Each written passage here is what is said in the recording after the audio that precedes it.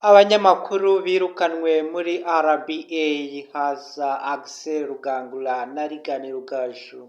Aba ngaba ni abanyamakuru beza cyane bari barigaruriye ruhago, babikora neza cyane, ariko uyu munsi wa none birukanwe.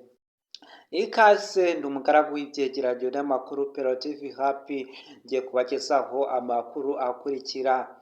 Ikigo cy'itangazamakuru mu Rwanda RBA kikaba kimaze kwirukana abakozi bagera muri 12. Bamwe mu basezeye rugikubita kare hazamo Anita Pendo na Gerard Mbabazi. Abangaba ni abanyamakuru basezeye kare bitewe n'uburyo babonaga imikorere y'iki kigo n'uburyo babategeka gukora badashobora kubyubahiriza no kubikurikiza, nibwo bahisemo kugenda hakiri kare. None uyu munota wa none aba banyamakuru bogezaga umupira neza. Reagan Rugaju na Axel Rugangura nabo bakurikiyeho, bo babirukanye burundu.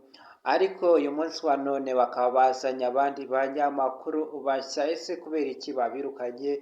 Kubera iki basimbuza mu mwaka umwe abanyamakuru bagera muri 12 muri iki kigo gikomeye mu gihugu cy'u Rwanda? Kubera iki ibi ngibi babikora?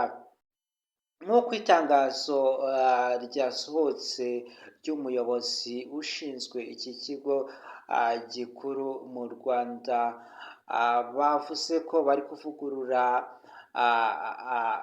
kuvugurura ubuyobozi bw'itangazamakuru, ko bakeneye amaraso mashya.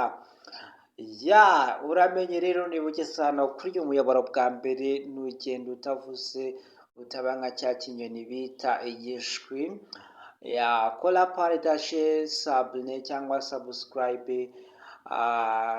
kugira ngo uzajye ubona amakuru yizewe 5/5. Livre information fiable 5/5, tubagezaho amakuru yizewe 5/5 ahangaha.